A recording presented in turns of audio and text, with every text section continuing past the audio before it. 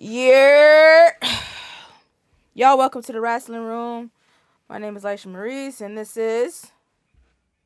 Maya. And we're going to give you this week in wrestling. We're also going to talk about Miss Lysha's little trip. Yeah, we'll get to that eventually.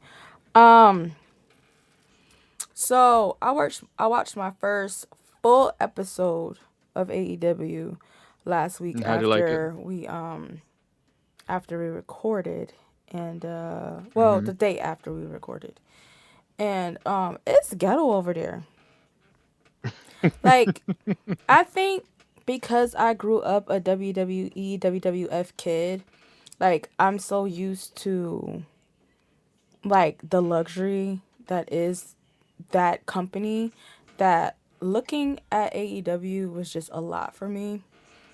Like, yeah, they Mm-hmm. was wrestling their asses off. Like, the matches were good, but it was just like some of it was like a bit harsh. Like, the first 5 minutes of the match, John Moxley kicked a little kid in the face, bro. It was an accident, but it happened. Like, they were throwing Yeah. each other like around the crowd, and like they tossed the little boy over the barricade. Now their barricades are like how the old WWF barricades were, so it's the metal ones, but they have covers over them.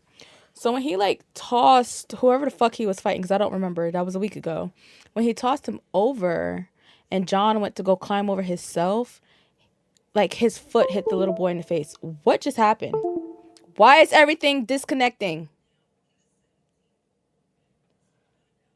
Hello, Maya?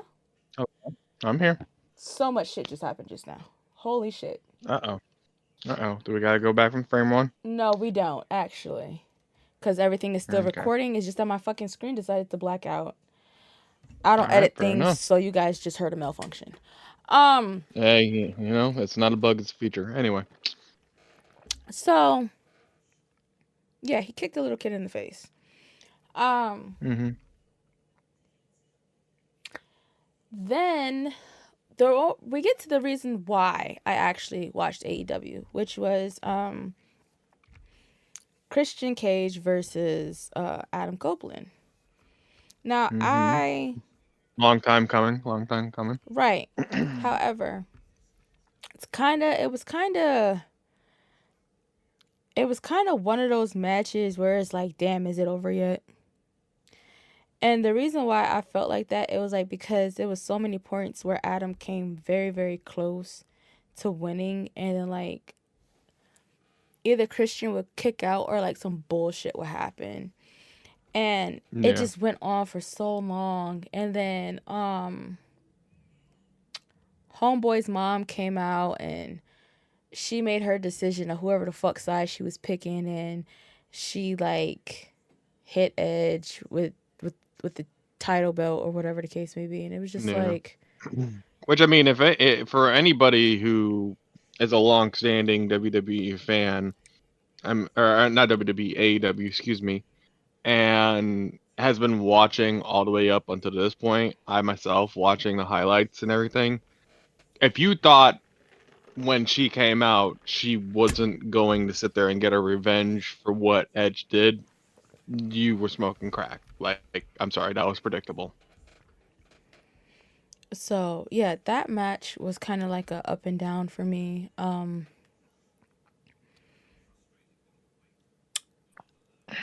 I was a little confused at MJF and Samoa Joe being a tag team. I thought they hated each other, so that yeah, was that's rather odd to see. I feel like this is a prime example of what people are saying, and the fact of that Tony Khan needs to get the program together, otherwise it's going to fail very quickly, because you had MJF and Adam Cole as a tag team, and Samoa Joe was going after MJF's belt, and now all of a sudden they're a tag team because Adam Cole is injured. Strange, very It's strange. like it's like I know they've done stuff like this on WWE where it's like, hey, you two are opponents at the pay-per-view or the PLE, so we're gonna have you both in a match against these two knuckleheads, and let's see if you can get along for just tonight, Because it threw me off. Like, I did like a mini video. Excuse me. You're good. I did like a mini video on TikTok, Mm-hmm. and in the video, you'll hear me say, "What the fuck is going on? I thought they hated each other." Like, I literally said that. And then when whoever that motherfucker is in the mask, when they attacked him, The and devil. it was Yeah. just like it was just too much. It was chaos. It was chaos, and unfortunately, that's kind of what AEW has been. Like, I hate to say it, but even with TNA right now kind of being in its limbo status until its big repackaging coming up in January, TNA has better storylines, and even with lower production, just all around a better package than AEW right now. And again, just a lot of it goes towards Tony Khan and what he is doing, which is way too much. um let's see. So that was Wednesday. Now we're gonna go back to Tuesday. So Tuesday, while we were Yep. recording, NXT was on. It's currently on right now while we're recording yet again. Don't get spoiled. And Wesley announced that he was not going to be participating in Deadline this past Saturday because he had to have back surgery. He had an odd crutch. I've never seen like a crutch like that before, but Mm-hmm. it was like a horseshoe at the top, and it went under his arm, and then like for him to like lean on for like support, but it had like something like that he could like level his leg on or something like that. And he said that he didn't have feeling in his legs. So he had to have severe back surgery. They said he's out indefinitely and that his recovery could take anywhere between 8 to 12 months. So Well, you know what? I wanna send my prayers As up to him, honestly, truthfully, because who knows what was going yeah, on from that time that he was out of NXT before he came back, and what could have actually caused that injury, which led to him not being able to compete this past weekend. yeah. Especially when we just regained a superstar that just got done getting spinal fusion or back fusion, whichever it was, for Randy Orton. Yeah, So like, yeah, no, he has three fusions in his back. yeah. So same here. I hope Wesley gets a very speedy recovery. Um. Well, I don't know how I'm gonna like find a way to watch Impact, but I'm gonna find a way to watch Impact because I know Impact comes on Thursdays. Um, Mm-hmm. and I usually don't watch NXT on Tuesdays. I watch it on Wednesdays anyway. So Tuesday would be my wrestling break day, along with Saturdays and Sundays and shit like that. Whatever, right?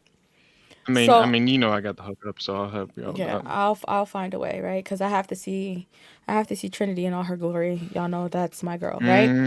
Mm-hmm. So, with Mm-hmm. that being Mm-hmm. said, Mm-hmm. WrestleCon 2024 tickets for Philadelphia went on sale this past Friday. If there's You one going? thing I'm gonna do, I'm gonna snatch up some damn tickets. I got a 3-day ticket, right? But I'm only gonna go Mm-hmm. Saturday and Sunday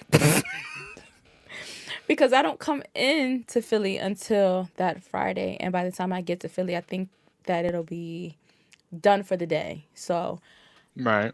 you know, Mm-hmm. um, they have been announcing some people that I do definitely want to meet. They have Kevin Nash on there. They announced Rob Van Dam. That fucking lit my Mm-hmm. world up. They have the Honky Tonk Man coming. Like, what are y'all doing? Speaking of people that might be coming, I know that you don't like the rumor mill. You like everything to be, 100% factual. But rumor is Dolph might be coming back. Coming back to where? WWE. But see, What he's whether got.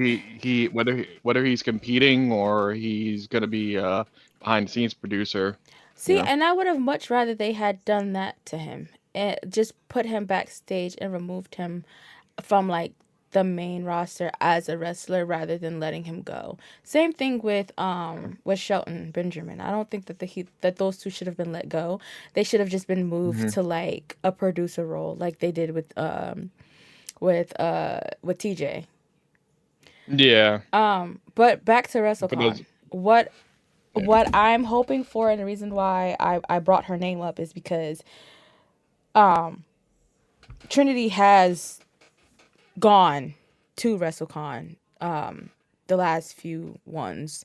Like even like the mini Hmm. ones that they have. And that's like my goal right there. If I can get in the same room with that woman, my world will light up. I had already missed a meet and greet with this woman like last month because I wasn't willing to travel 5 hours to New York City by my fucking self and then go on the outskirts of fucking New York City to go see her. It was just too much. Yeah. So, that weekend, I would hope I can get that dream come true. And then why the fuck would she not be out there with her husband if they decide to do that match with him and his brother? And hopefully that match is night 2 and not night 1. So Yeah.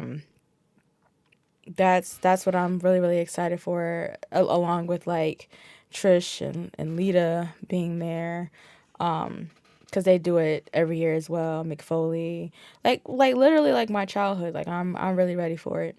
With that being said, I don't know how the fuck I'm gonna make it through WrestleMania weekend because I am doing everything from from Friday to Monday, doing everything. If y'all don't, if y'all don't hear from us that week, Lysha didn't make it. Literally, I'm doing everything from Friday to Monday, excluding NXT on Saturday afternoon. I'm gonna spend that time at WrestleCon. So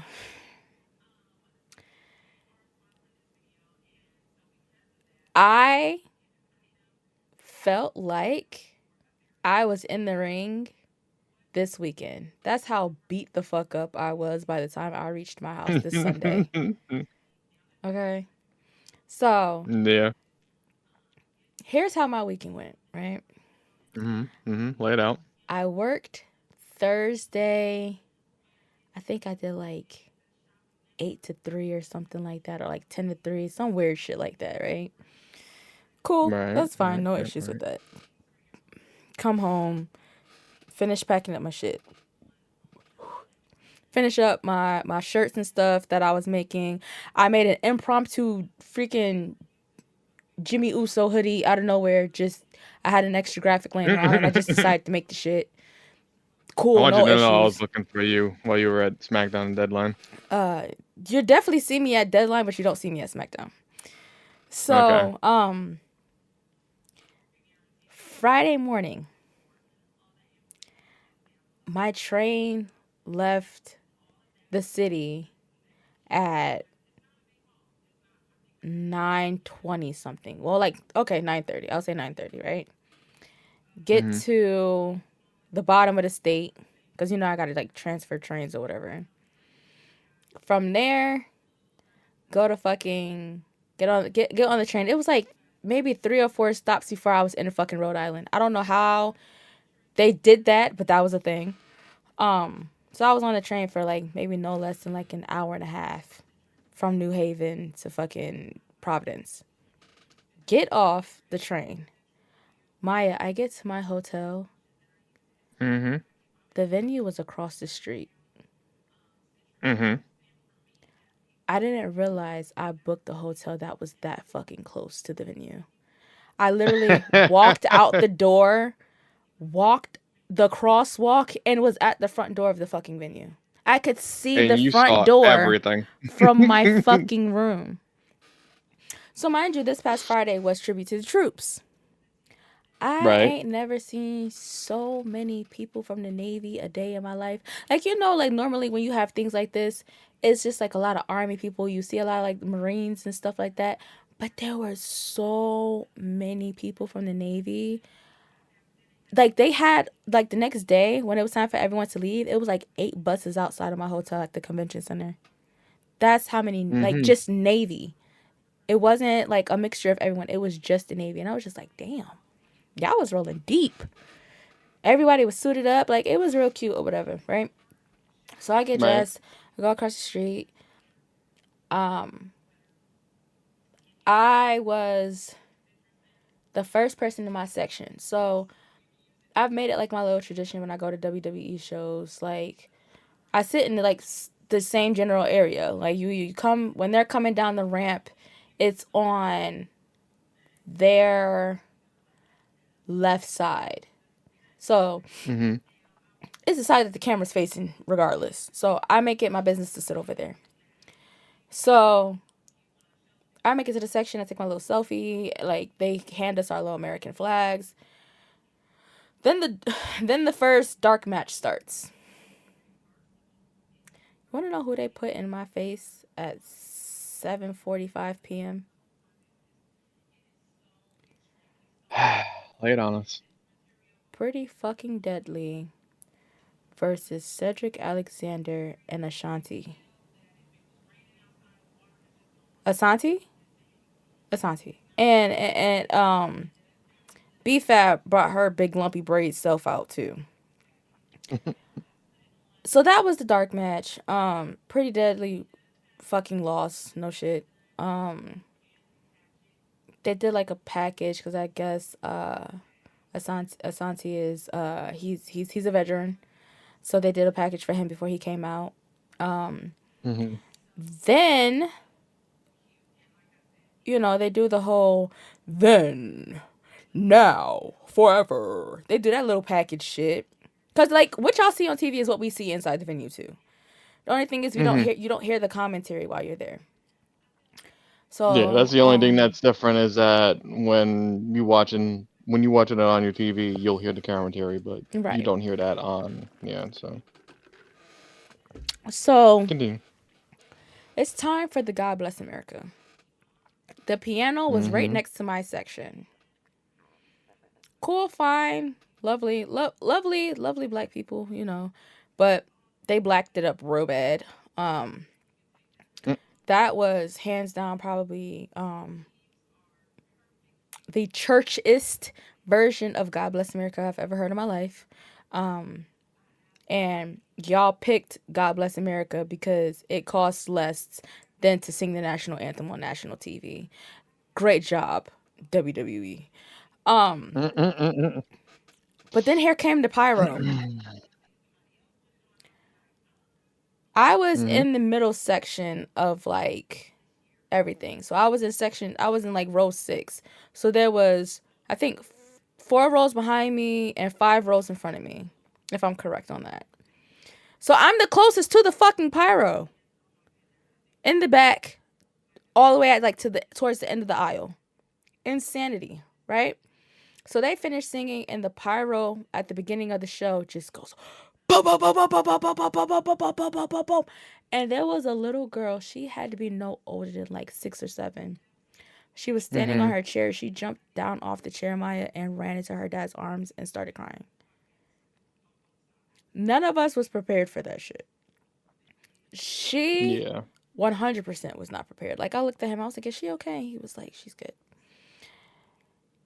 He didn't go and get her fucking earbuds until the end of the goddamn show. Now, by then, we done sat through Cody's pyro. Sat through Bobby Lashley's pyro. We Mm-hmm. sat through goddamn Charlotte's pyro. And then we sat through Cody's pyro again. Twice.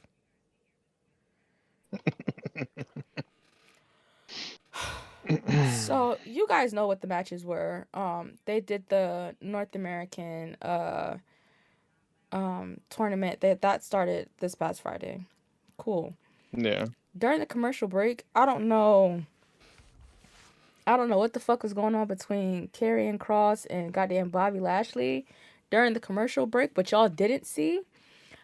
But Karrion was beating Bobby's ass.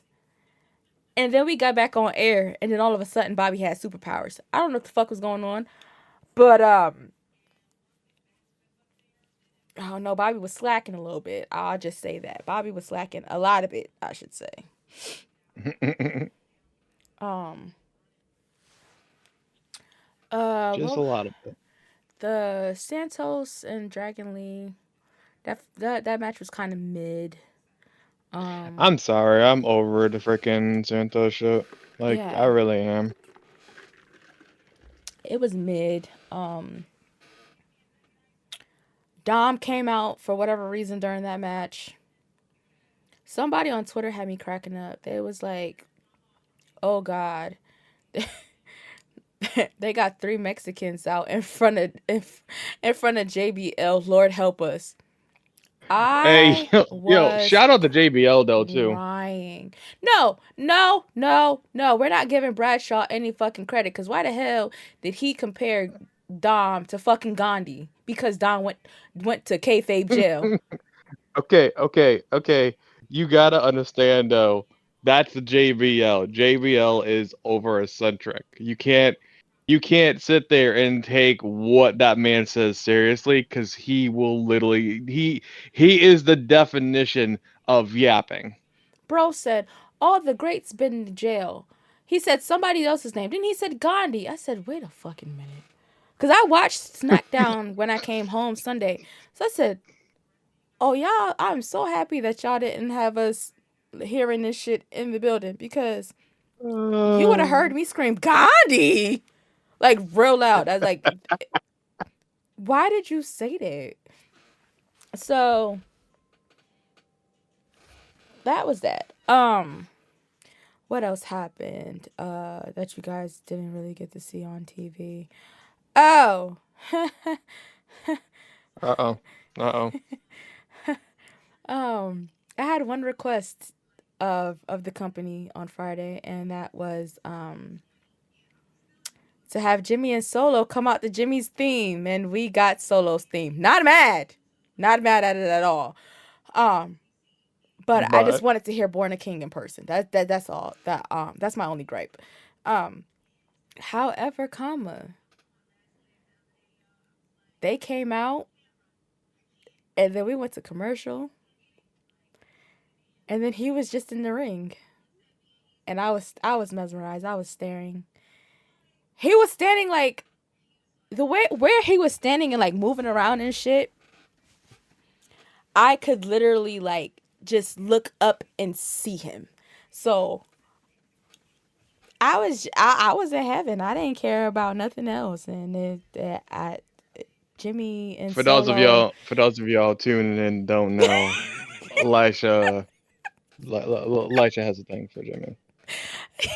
That man was looking away. He was looking, and I was looking at him. Okay, listen, I don't have no issues with it.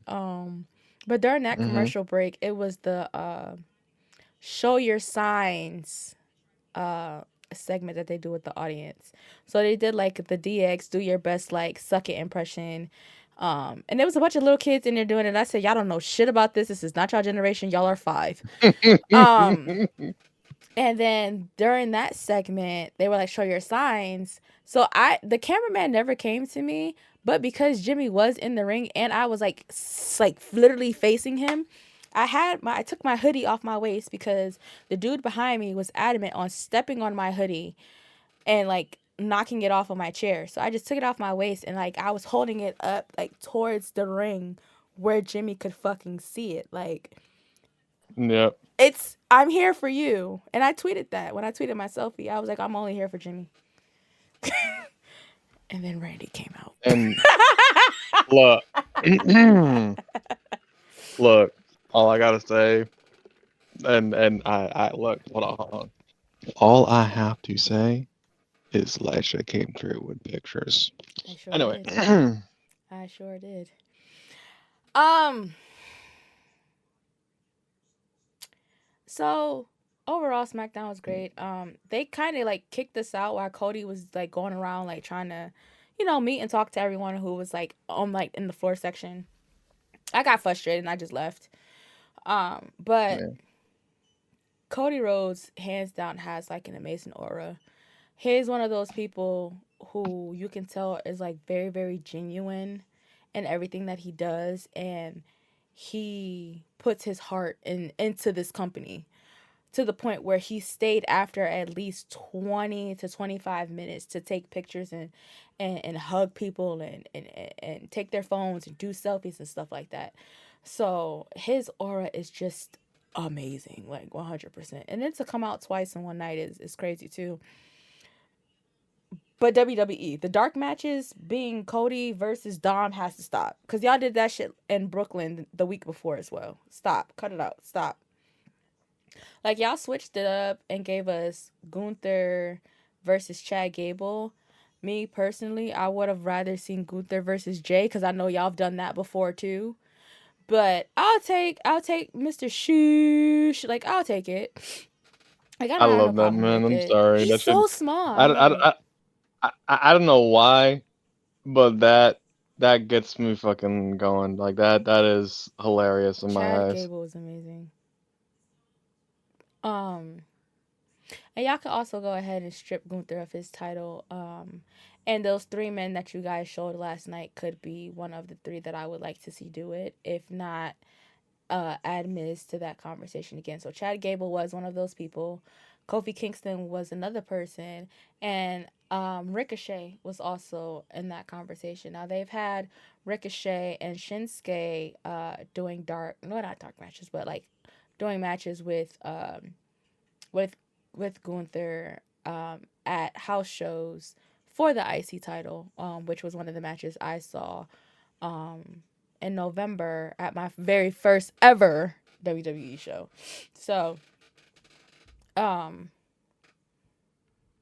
it's good, but I mean, like this, we're not gonna see him lose the title in a dark match. We're gonna have to see it on TV. Um, You know who we are seeing to lose the title later on. yeah. What else with Friday? Randy Orton and LA Knight's chemistry. I don't know. It wasn't terrible, but you can It tell was like I. you can tell when like the superstars have conversations with each other's before their matches. Mm-hmm. It don't look like they talked. And the reason why I say it is because of how the show ended. So LA Knight went for the BFT, right? Mm-hmm. In some way, somehow, Randy ended up hitting Jimmy with the RKO. And Oh, I seen that. yeah, and I LA seen Knight that. was I was not happy about that shit. So I don't know if that was a uh part of the yeah. show or if that was just like Randy just being too hype and just being like, I gotta get him. I think I don't know. I think or maybe Randy was trying to show off a little bit. As much as I love Randy, um your boy was definitely trying to show ass. Um, so let's see. What else happened? I'll talk about that guy in a second. Okay, so after the show went off air, after, the RKO, it took not one, but two referees to roll Jimmy's ass out of the fucking ring. And I don't know where they took him, but he didn't go back up the ramp. They carried him off to a different section. I think they took him like through where the hard cam side is. Um and yeah, I didn't I see want you I to didn't see where know. Solo went after that match either. But it was just like, sir, you're selling the fuck out this shit 2 weeks in a row. I I Like, I Jesus I, Christ. I want you to know the amount of different angles Mm-hmm. that I have seen Of him just getting from rolled this out. man. Yeah. Dude, they rolled him out and somebody was holding him like a plank. Mm-hmm. as they were taking the black mat off of the No, actual canvas, and that's I'm the like, one. That's the one from Brooklyn. That was the Brooklyn one when still, Randy signed. This like, this like, past week, it took two people to roll his ass out the ring, and it was just like, honey bun, get up. it's your boy. Yeah, that's my man. I'm gonna stick beside him. Now, CM Mm-hmm. Punk, he spoke Friday. He Um, spoke Monday. I sat down. As soon Mm-hmm. as the static hit, I sat down. Um, Mm-hmm.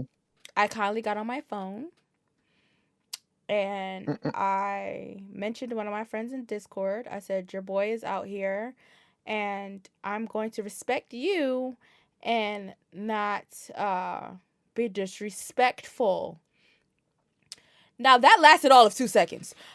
He said Jimmy name one too many Uh-huh. fucking times, and I stood the fuck up. I said, watch your mouth. I was very clear about that. Watch your mouth. I meant what the fuck I said, and I said what the fuck I meant. He also, for whatever reason, called Solo Jimmy's cousin. And some people may say, hey, you weren't listening. He was calling them both Roman's cousins. Nope, that's not what he said. He said Jimmy's cousin, Solo. Those motherfuckers have the same face. Whose cousins? Them Rikishi kids. But that speech that he gave, that promo he gave on Friday, told me everything that I needed to know for Monday and that he was going to sign Monday. Oh yeah, Now, 100%. seeing him Friday and then having to turn around and he opens Deadline. So you know what that meant, Maya? Mm-hmm. I went from 6th row to front row, which means I was face to face with this man and his missing tooth. Yeah, Phil, I clocked your T. You're missing a side tooth. Stop smiling. Appreciate it. So now we're skipping to Saturday. I had to get on another. You just don't like this I man. do not like this man. When you come for Chris Brown, you come for me. Fuck Philip. Anyway, so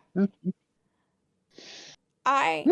So now we're going into Saturday. So now I'm leaving Rhode Island and I'm coming back home to Connecticut. Mm-hmm. Have to take the train back. Cool. No problem. I get into it with an old Caribbean lady at the train station and then just decided not to fucking kick her in her fucking face and make her teeth go to the back of her throat. I just decided not to.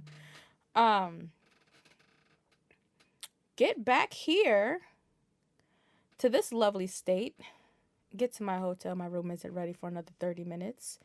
That's cool. That's fine. I don't have an issue with that. Once I get to inside of my actual room, I take a nap. Why? Because Mm-hmm. Lysha didn't sleep the night before. Why didn't Lysha sleep the night before? Because Lysha kept thinking that she was sleeping through her alarm and was about to miss her train. So I was sleeping in 30 to 45 to an hour increments before I just finally woke myself up and was just like, I'm just going to leave and go to the train station. So I took a nap.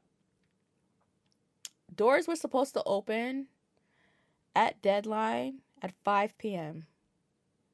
I got there at almost 6 o'clock and there was 3, not 1, not 2, but 3 long ass lines outside because they hadn't let people in yet.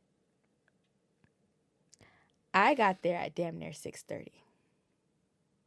I lied. I got there at maybe 6:10. Mm-hmm. I didn't get to my seat till about 6:30. So, one thing about me, two things for sure. I don't wait in lines.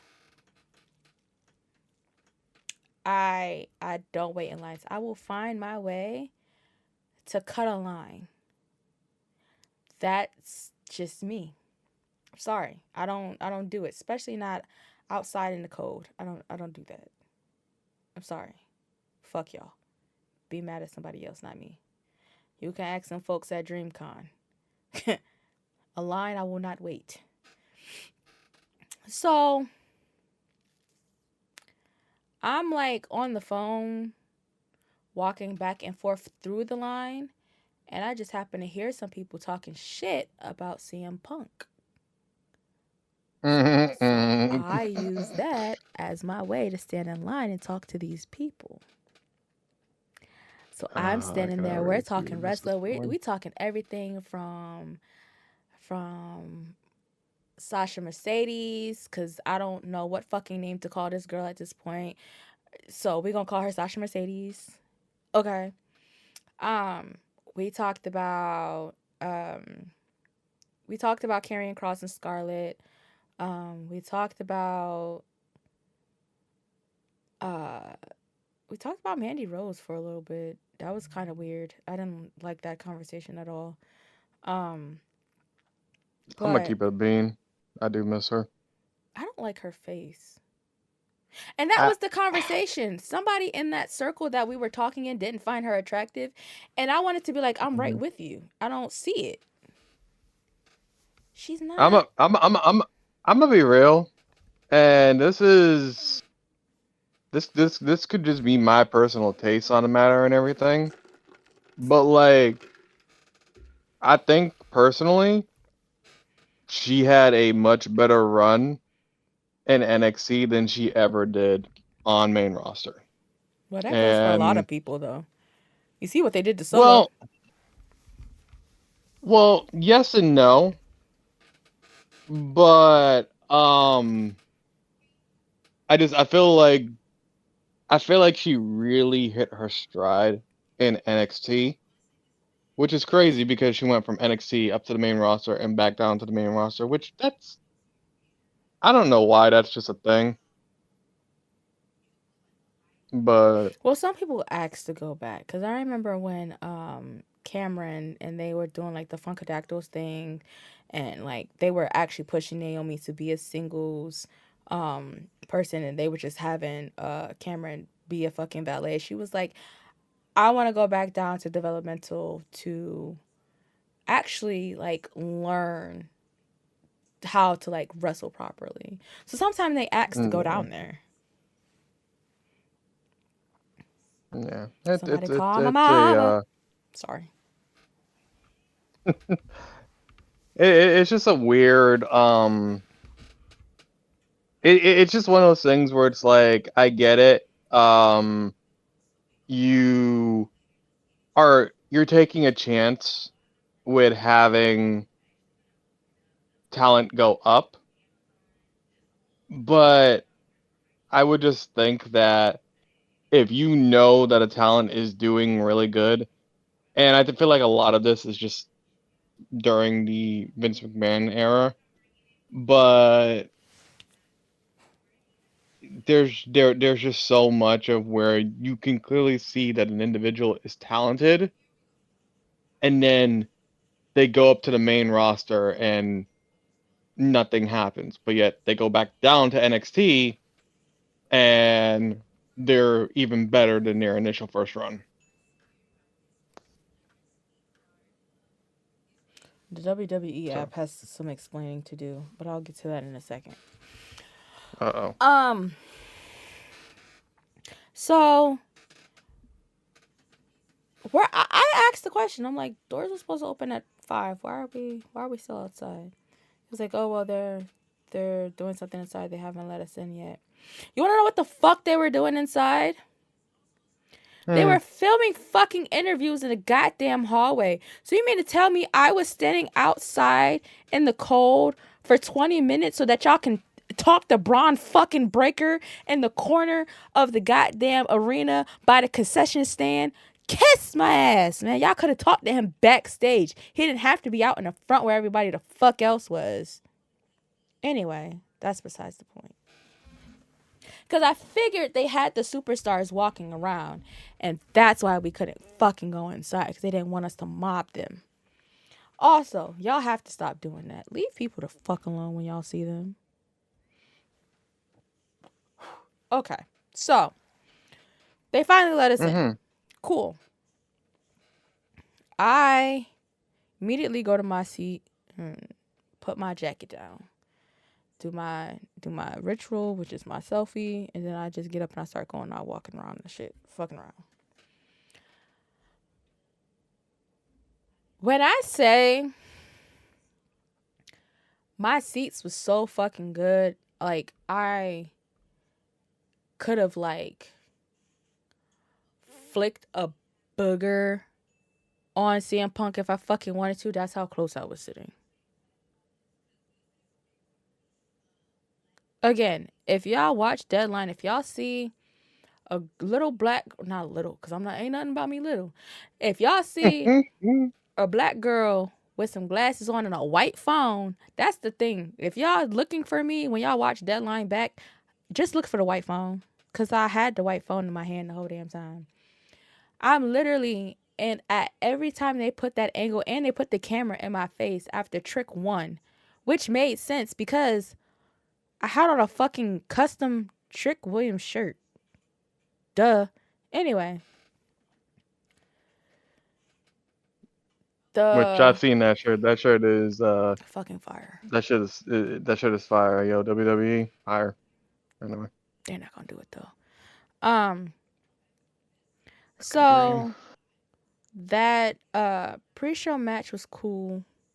There was a couple of botched moves. Um, Also going back to SmackDown, praying for Charlotte and her knee. I have a gnarly video of her injury, like Mm-hmm. oof, real bad.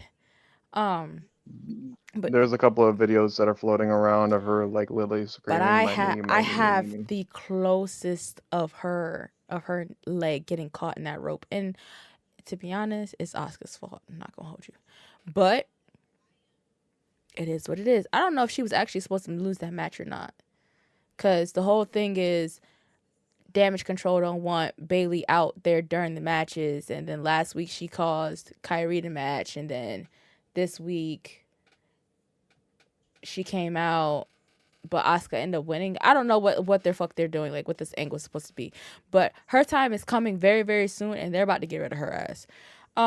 Mm-hmm. Back to NXT though. That first match was cool. Like I said, there was a lot of botch things going on, and then we get to like the show actually starting. Rhea Ripley, come to the front, please. Why the fuck wasn't you there? That's the question Mm-hmm. I have. You made it tell me they was selling your merch, which made me think you was there.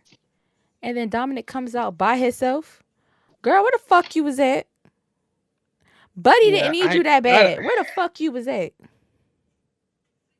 like to sit there and have you go from coming out on Monday and sitting there and saying, Judgment Day this, Judgment Day that, Judgment Day this, and then literally being nowhere, along with Finn, mind you. None of them Um, like were I there. don't like they are not um they are not showing this faction as strong as they need to be, and they pretty much said so on Monday. Like Rhea hit it on the nail. Like people are not taking them seriously, and I don't know if that was a kayfabe or not, or a combination of both. But like, get your shit together. I think that the Judgment Day is falling apart, and we'll get to that when we talk about Raw. But Yeah. I think that Saturday was the start of that. Um, so Ray was on commentary. He came out on his crutches. First of all, Rey Mysterio is so freaking tiny. It's not even funny. Like, I'm looking on the WWE app right now to get a confirmation on his height. Rey Mysterio is 5'6". Bullshit.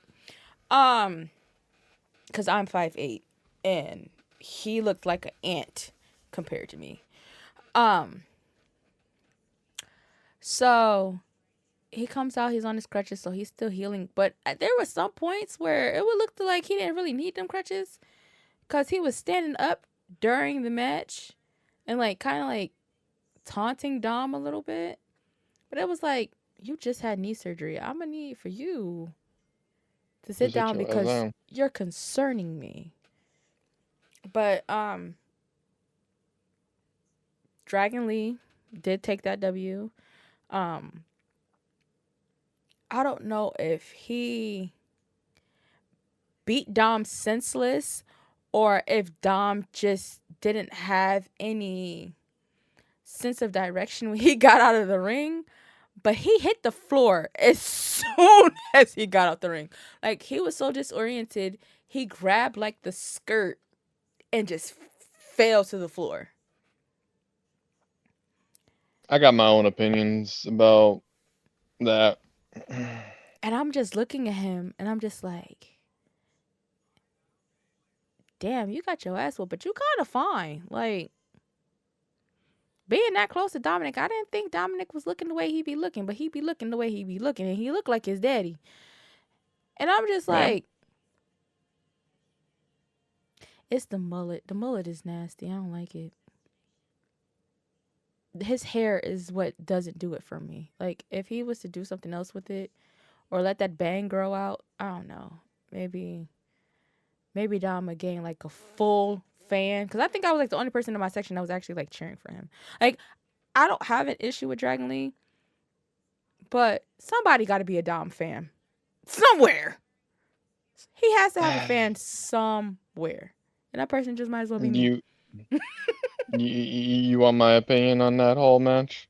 Go ahead. I don't. I'm not. I don't understand. Like, I get the reason why we had that match because, Wesley got injured and everything.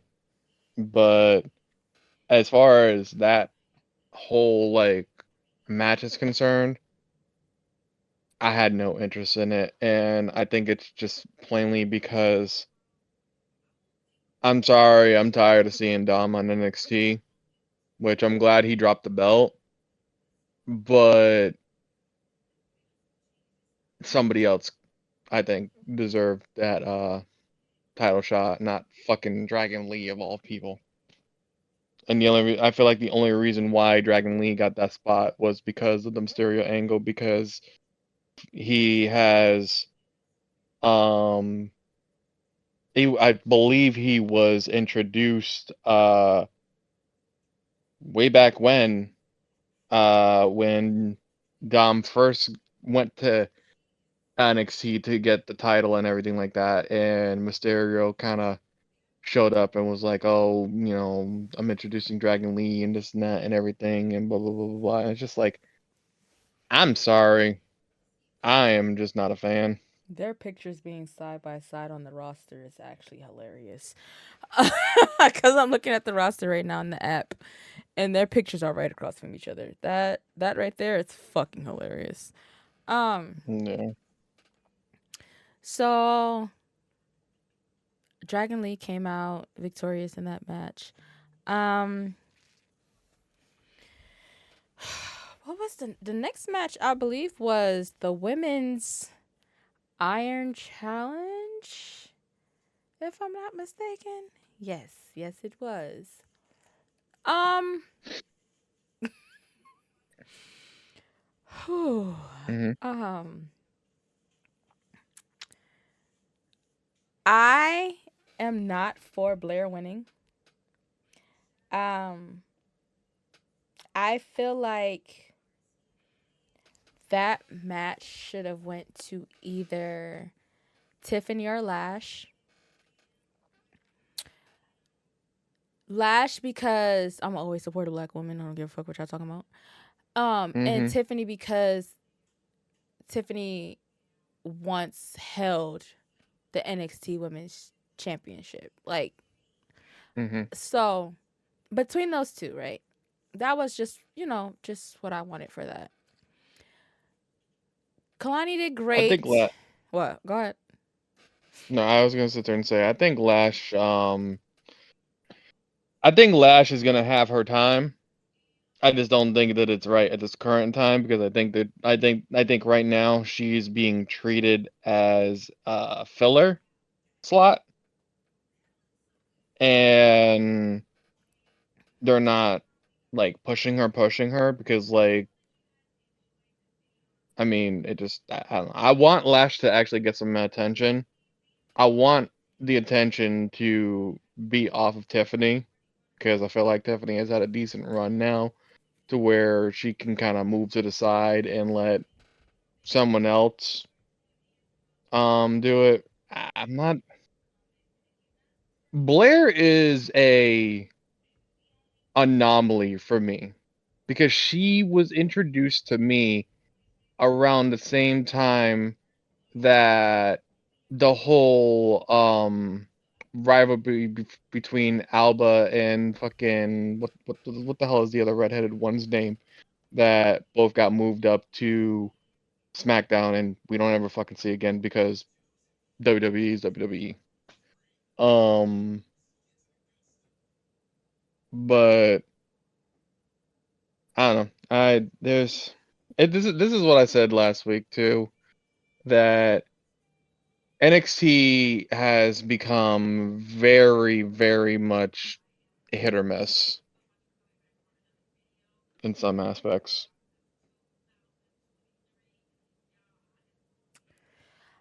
I do think that they are pushing Lash, um, because to me, Metaphor is in limbo right now, and it just looks like the faction itself is out of place. Like they don't look like they belong together, like as a faction. So I think that by her being in this match, it was to put more of a spotlight on her. And even tonight with the 3-man tag against the Alpha Academy, if I'm not mistaken. Think so, yeah. Unless that was last weekend. I don't know if they did it again tonight. But even with that, like her biggest moment to me during that match before deadline was her picking up Otis' big ass and body slamming him. Like that man is 330, bro. Now, granted, she's stacked. That woman used to play in the WNBA. So she's strong, you know? hmm But like, yeah, damn, that's a big man. And then like to see her hmm strength that entire match, like she got her first 2 pinfalls as soon as she got in there.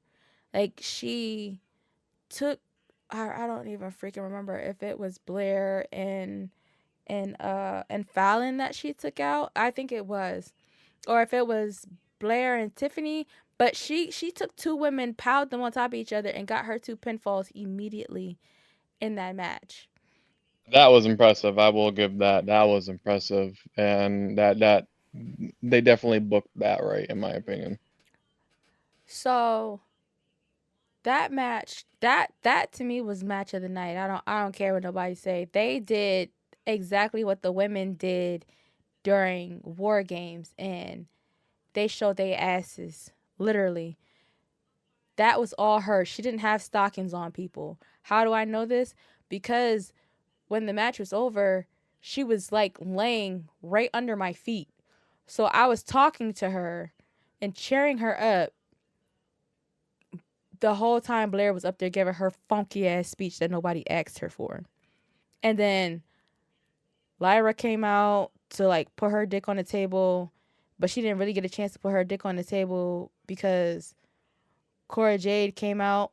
But I never got to see Cora Jade because I wasn't paying attention because I was too busy talking to Lash, who probably was blocking me the fuck out because she was trying to catch her breath. So it was just like, and also Tiffany is very, very pretty in person. Like TV don't do her justice. Like TV makes her face look very, very flat. Her face is not flat in person. Um, Yeah, TV definitely don't do some of them any justice because there's a lot of them that are like good, looking and everything like that. Which I'm sorry, I need to figure out who the hell does Becky Lynch's hair because that shit is Yeah, it's gorgeous. Anyway, uneven. go ahead. But it's uneven. Her actual hair and her extensions, it's Yeah. botched. It's very bad. I was looking at that last night. Um, but overall, like I said, that was match of the night for me. Like as someone who was there, and then watching it again on Hmm. TV, um, it gave me that same feeling watching it again. Uh, the next match after that was Carmelo and Chinstrap. Now, I was sitting there for a while, and I was fighting the hunger very badly. I was just Hmm. like, look, I'm like, no, I'm not gonna go. Like, I'm not leaving because it's a PLE. It doesn't stop. There's no like really downtime for real. As soon as my ass got up and I was in Hmm. line and I was about to get my damn chicken tenders, Hmm. all I heard was Lexis King. I said, fuck, Melo's about to come out. Shit. I missed Melo's entire entrance. I missed Melo's entire entrance because my ass was hungry. So Damn. I have That no that that uh. footage of Lexis King or Melo getting their asses in the ring because I was not in my seat. Damn. That couldn't be me. But I do have footage of that match. I have footage of Melo like leaving. That match to me wasn't that great. Like they did their thing. It was a hell of a match, like Lexis King said, but it wasn't. To me, it wasn't Melo's best match. I've seen him do better. His match at No Mercy was way better than this. And I don't understand why they had them like doing promos at the end of each match, but Hmm. it was just like I'm happy they didn't have Melo do not Melo Trick do a promo at the end of his match. But it was just like okay, but Lexus King did inform everyone that he is not the person who attacked Trick.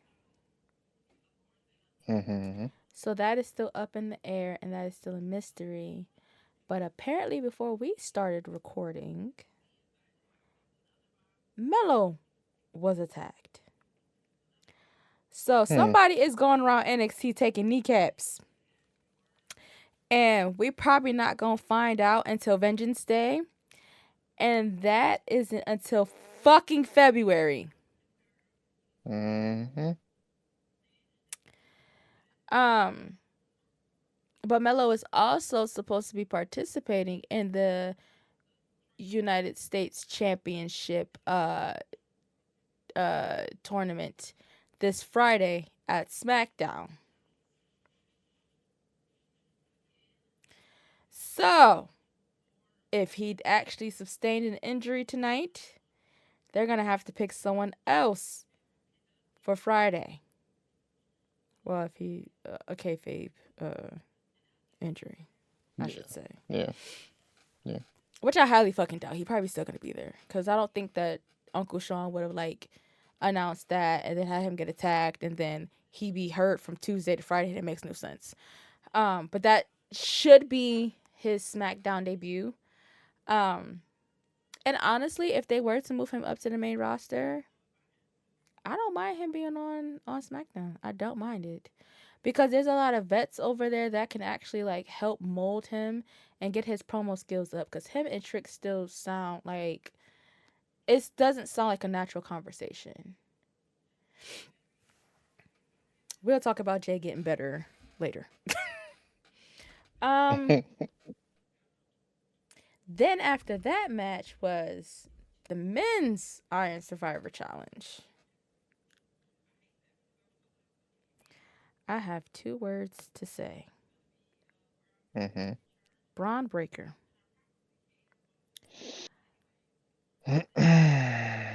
Move this man to the main roster and stop playing in his face, please. I said this. Move him and stop playing in his face. Now, mind y'all, I started watching NXT after No Mercy. So it's only been a month and a half, 2 months since I started watching. And then prior to that, I was already catching up from like 2012, 2013. Like I went back to like move up. So I'm going to skip the whole beginning part, even like skipping Trick coming in.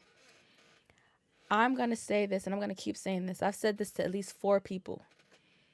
I looked to the people that were sitting around me and I said, everybody, like after Trick came out, I said, everybody needs to get their points in right now. Because once Braun comes in, he's taking everyone out and it's over. At that point in the match, everybody had at least 2 points but Trick. Trick was still sitting at 0. That clock hit 15. That man. He came running full force. I promise you, his music hit and you just seen red, like a red flash, just go past your fucking head and into the ring. And he took literally everybody out, just like I fucking said. You would have thought I was on the creative team. They looked at me, they said, you called it. I said, because that man is a terrorist. Look at him. He's huge. I'm not running towards that on purpose. And then once the titties came out, it was really raps for everybody else. Once he take them straps down, y'all better just run. He's a beast. And a lot of people think that once he does move up to the main roster, that's going to be the person that Paul Heyman leaves Roman for. Simply because he backed him that one night when the night that NXT was going up against fucking AEW and they had brought out every superstar fucking possible. So since that night, everyone's been saying, yo, like, he's a Paul Heyman guy for sure. Like, Paul's going to take care of him. He's going to make sure Braun good. And I can see it. I really can. Because I think he's a second generation, too. Like, Didn't Paul Heyman literally come out with him and introduce him on NXT? Like, am I smoking crack, or was that not a thing? I'm not sure. But I know his people are the Steiners. Yeah, that's Steiner. That's Scott Steiner's fucking son. Yeah. So that match had me on the edge of my seat the entire fucking time. And I don't really have to say much about it. If y'all watched fucking Deadline, y'all saw my fucking reaction. Like I said, I was the only black girl in that first row on the side by the fucking stairs. So everybody had to walk past me at some point in the night. So I was definitely on camera. But then Cinderella had to put her slippers on Oh boy. and go to the ball. And go to the ball. He fucking did. Trick. Listen. For those of you that are listening at home, this is the part of the show where Lysha is gonna sit there and just absolutely talk about Trick, so be prepared. Anyway, continue. 6'5", 240. Oil. The whole body was oiled up. The trunks were trunking. He looked like he was out there in his drawers. Listen. That is a I'm listening. fine piece of chocolate man right there. And then he from the South. I love me a good Southern man too. Listen. Man, Mhm. that music popped, and so did I. Listen, I never screamed whoop that trick so hard in my life. And I'm sure that they had made a note of what I was wearing because the camera was in my face about 3 times during that match. When he pinned, when he got that last pinfall before the clock hit 25, you see me in the background jumping up and down, hollering and screaming like I had just won the fucking match.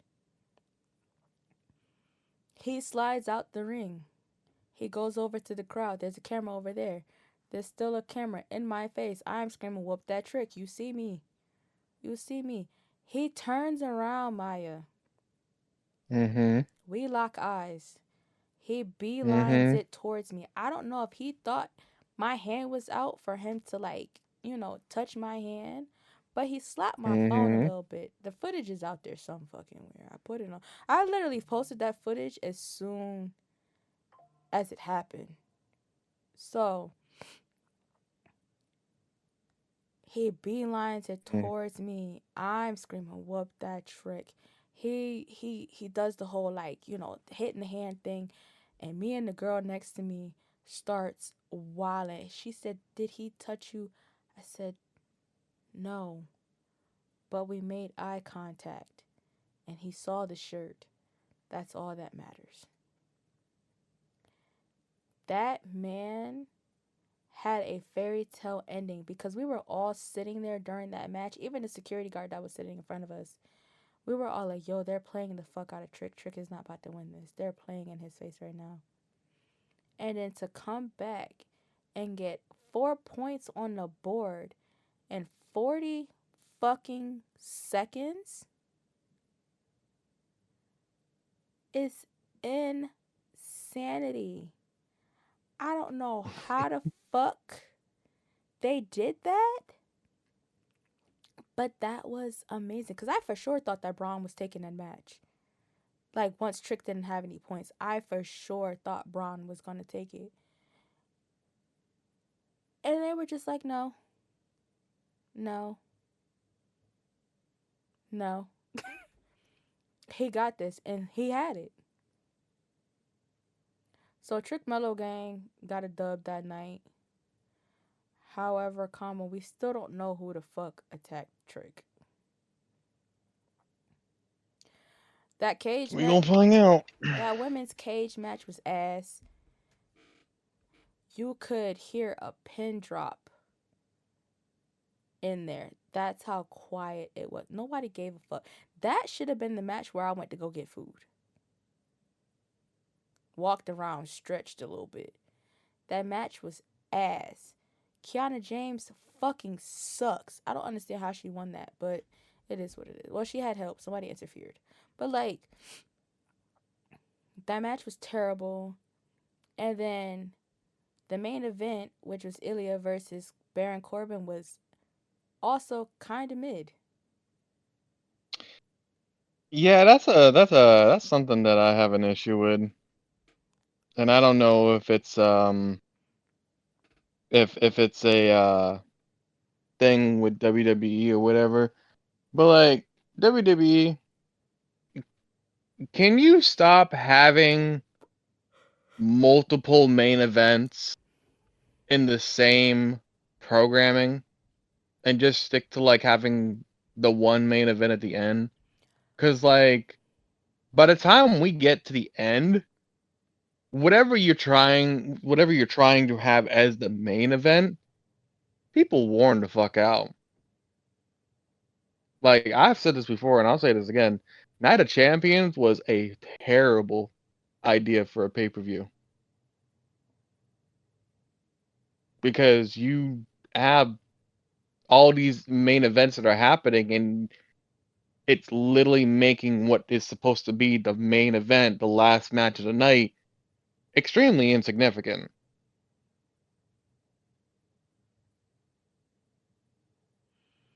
That match was very, very mid. Um, I love Baron Corbin. I Hmm. loved him when he had the long hair. I love him now with the baldy. That's a man right there, okay? I almost missed his entrance because I blinked. Because, he comes down on that fucking motorcycle for whatever reason. But he did come back around. Eye contact, winked at me. Loved it. Was happy the rest of the night. Um, but then Ilya came out.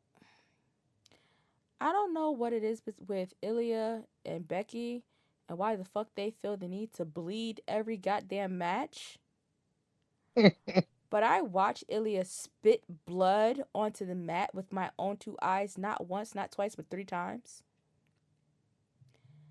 I don't know how hard he got hit or what he did in his mouth that was causing him to like spit up blood like that, but he was holding his ribs. I hope he didn't crack them motherfuckers. Because honestly, truthfully, that match should have been over in the first 5 minutes. Off of that alone. Somebody tweeted and said, Shawn Michaels has to tell Dragunov that this ain't real life and he don't gotta die for this shit. I said, preach to the choir. Because every single match he draws blood.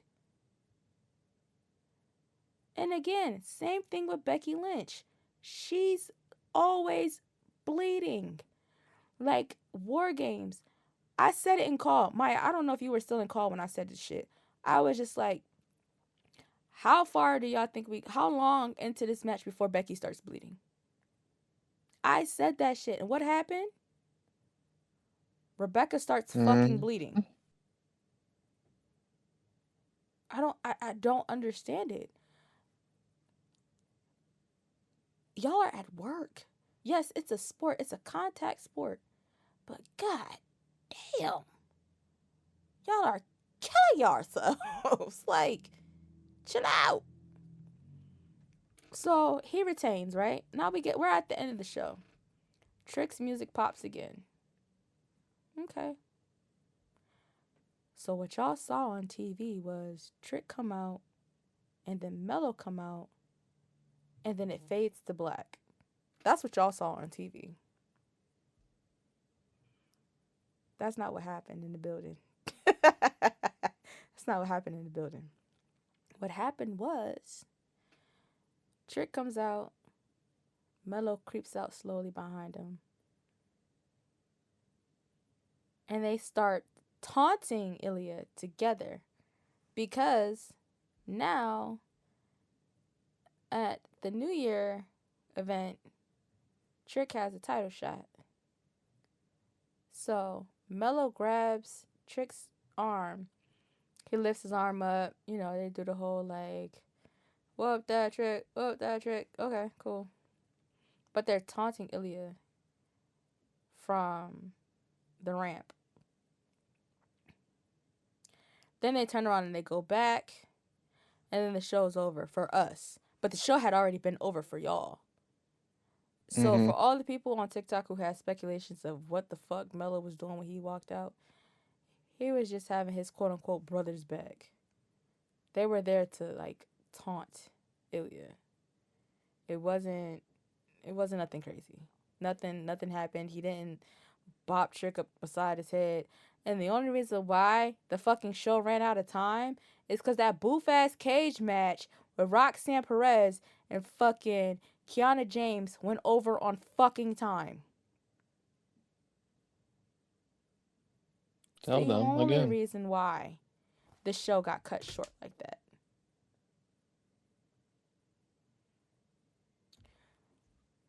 So now we move to yesterday. Monday Night Raw. Mm-hmm. Let me open up this damn app. Mm-mm-mm. They don't have.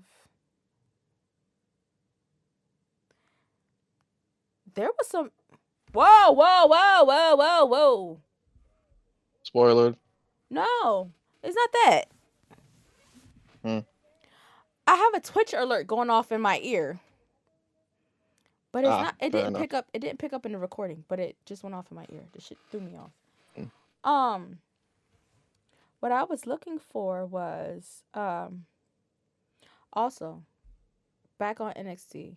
Did you know they had a show that came on Friday, like the Level Up shit? Yeah. I think they do that every Friday. Well, there was a debut Friday that I'm very interested in. That is another young, fine black man. But that's besides the point. I'm gonna go to WWE right now so I can go get a rundown of What last happened on night. Monday? Yes. I mean, I got it. I got you if you Haha. need I me also to. have it. Hee hee hee hee hee. All right, so let's get the results of last night. Before you even start with the results, Yeet. we gotta Sorry. address we gotta address the big thing, you know, Yeet. Big Unk. No. We'll get to Who? that. Big Unk, Mr. R-Truth himself, still trying to get into the Judgment Day. No comment. But they whooped his ass. JD, you wasn't invited to the cookout. That's why your name not on that shirt, and you had to put tape on it with your name to be included. Mind you, they made that shirt. They put that shirt design out after they gave you your vest. You're not welcome. They jumped R-Truth. I'm kind of sad about that because that he didn't need that. Well, you just jumped to the middle of the show. I was starting out at the beginning. Oh, I'm going in order of what I'm seeing on my screen anyway. Sorry. So Drew Continue. McIntyre and the Yeet Master, which I never want to hear Jay say ever again in my life.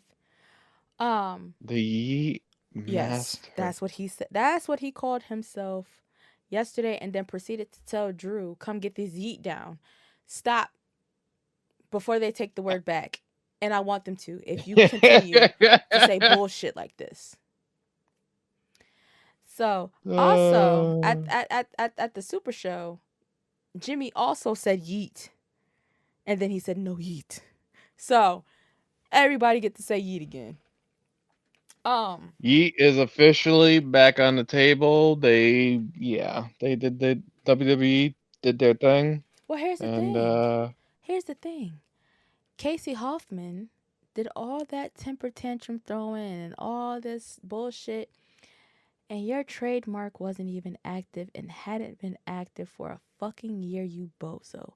You have to update that shit every fucking year, which is how WWE lost the rights to the Rated R Superstar and how fucking Adam was able to buy the shit and take it with him to AEW. Mm-hmm. Y'all have to update your trademarks every fucking year. You have to pay for them every fucking year. Yeah, that's how he's able to use that shit over there, because they never re-upped on the trademark. So he bought it for himself and took it with him over there to AEW, which is how he has the Rated R Superstar merch in AEW. Mm-hmm. So Jay and Drew opened the show.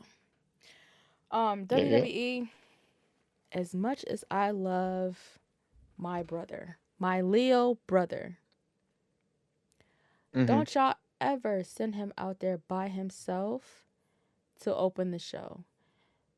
14 years in the game, and I still hate the way Jay cuts promos. His package for his match with Seth last week was better than whatever the fuck he came out there and said last night. I don't know to be if fair it's though, the way that he talks, or the fact that he fucking screams when he cuts his promos, that makes it sound unrealistic and sounds like he's a fucking rookie. But don't send him out there by himself again. That was terrible. I mean, to be fair though, look who's on the opposite side of him, Crybaby Drew. So But Drew knows how to cut a good promo though, because when Drew opened the show last week, there was no issues. Like I didn't like cringe when he opened the show last week, like at all. Like it wasn't bad. Jay just sounds like he's constantly just like yelling to get his point across, and he does not have to do that. And you would think with him and his brother doing promos all the time, and him being the one that came up with welcome to the Uso penitentiary, him being the one that come up with that shit, he would flow better on the mic. I don't know. Maybe it just sounds unnatural because like the way that he talks. Because even like on the bump when he did his interview, everything just flowed so cool and like chill. But I guess like when you're trying to remember what you have to say, you kind of like put emphasis on it to like make you remember what the fuck you're trying to say. I don't know. I'm trying to give him excuses as to why that shit sounds like ass. But let's not do that. If we gonna send him out there with somebody else. But yes, him and Drew opened up. As soon as Jay came out, the bell rang. So when Drew's music popped, I thought Drew was just gonna run down there and just beat the living hell out of him. I was wrong. Jay threw the first hit. He beat that man out his jean jacket, which is kind of crazy. I don't know. Drew wins that match. He's still crying about Jay not apologizing. Well, sir, if you watch the bump, Jay did indeed apologize. But then he took it back because you were still talking shit. But he said he was sorry. Bitch. I don't know.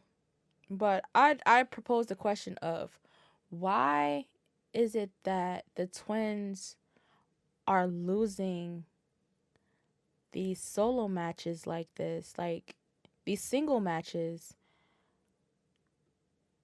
and why is it that Jimmy has won more singles matches than Jay has?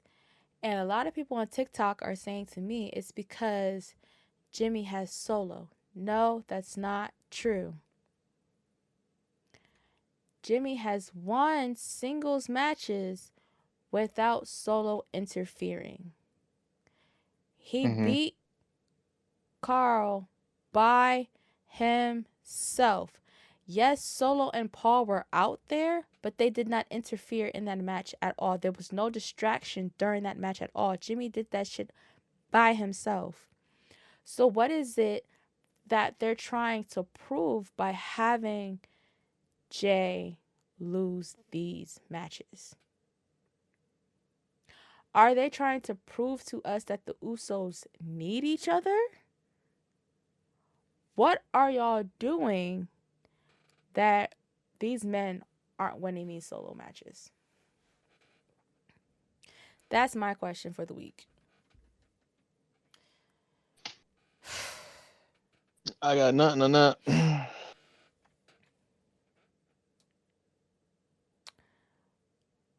Maxine and Rhea's match was terrible. The Yeah, entire that thing was was botched. The whole thing. that was literally just filler. I wouldn't have showed my face for the rest of the night either, Rhea. I don't blame you. Mm-hmm.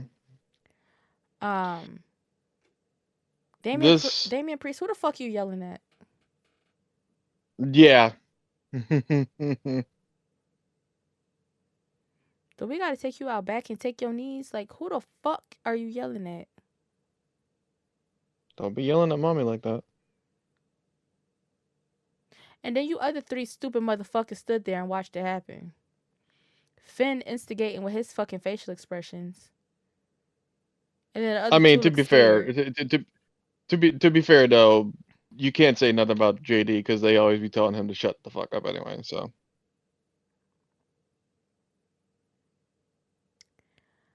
Um, um, that guy cut his promo. Um, he signed his contract. He is now exclusive to Raw, which we knew. I knew that from Friday at SmackDown. yeah, I knew that Saturday at NXT. They're not I'm gonna gonna go ahead. they're not gonna not have him and Seth on the same roster. Yeah, I'm gonna go ahead and say this. That was probably Seth's best fucking promo Talk about it. of the year. Talk about That it. hands down, the absolute emotion. Like, I want you to know the emotion that I felt in that promo was about as much emotion as the promo that he had when he was going up against Triple H at WrestleMania when his knee was injured. Mm-hmm. Give me that fucking Seth year round. Like, don't get me wrong. I don't get me wrong. I don't mind the way that he comes out and everything like that, but I want that emotion and that Seth all the fucking time. I've said this before and I'll say this again. Stop trying to make this motherfucker sound like he's the Joker. Cause he's not. All these little like stop it. I think that his real emotions towards Punk was all in through that promo. Oh, without doubt. He had said earlier, well, like late last week, he did an interview and he said he had no idea that Punk was coming back. And those videos that we saw was his real emotions. He was really going off at Survivor Series. That wasn't some foolishness. That wasn't kayfabe. That was how he actually felt. So watching that promo last night, when I heard his music pop, Maya, I cried. Oh, when I heard that music fucking pop, literally the exact words were, "Here we go." I heard burn it down. Cause I heard it through somebody's stream before it happened on my computer. So I was already filming like my raw reactions because I don't do the camera setup on Mondays because my TikTok numbers are ass on Mondays, but apparently yesterday they weren't ass. So I had that same white phone. That is my wrestling phone, y'all. I had the white phone in my hand. And soon as I heard it, I hit record and I just started screaming. And then I recorded that whole 9 minutes. That whole time he was in his face. I didn't stop. I just let it go. And I I forgot for a second that I was even recording. Like that's how like deeply I was in that motherfucker, like emotionally. Because when he said, I'm gonna look you in your face and I'm gonna tell you with every fiber in my being, I hate you, I felt that. You When he sat there and he looked in his eyes and he sat there and said, "This is not your home. This is my home." those people in the locker room are my brothers and sisters. Those people, the people here, the people that's here, the people that are watching at home are my family. Yo. I said, somebody in this bitch cutting fucking onions. Get me a tissue. He chewed that man's ass inside out. He put him on fucking notice. And then he did it in a purple, sparkly, fucking skin tight suit. I'm I look, said, come on, look. Seth. The purple, look. That purple suit was fire, and I challenge anyone to say otherwise. He put that shit on to come read that man his fucking rights. He put that shit on. Okay? Now, Mm-hmm. that entire segment was a moment I had been waiting for at least 2 weeks. And the thing is, Mm-hmm. Seth said initially, he said, I'm not I'm not gonna address him. I don't have shit to say to him. But for him to call that his home, to call WWE his home twice in 2 weeks, well, not even twice in 2 weeks. He said it Monday, he said it Friday, he said it Saturday, and then he said it Monday again. So he said it 4 times. He's trying to make himself believe it. If you ask me, he's trying to make himself believe it. That last time, Seth said, well, I'm here. So we're going to nip this shit in the bud right now. And I'm going to tell you Mm-hmm. what the fuck it is and what the fuck it ain't. And what it ain't Mm-hmm. is the shit that's coming out your fucking mouth. This isn't your home. These people aren't your fucking family. You walked out of here. You left. Yeah, you came and you did like the little commentary shit on the after show on the network back in 2020, 2021.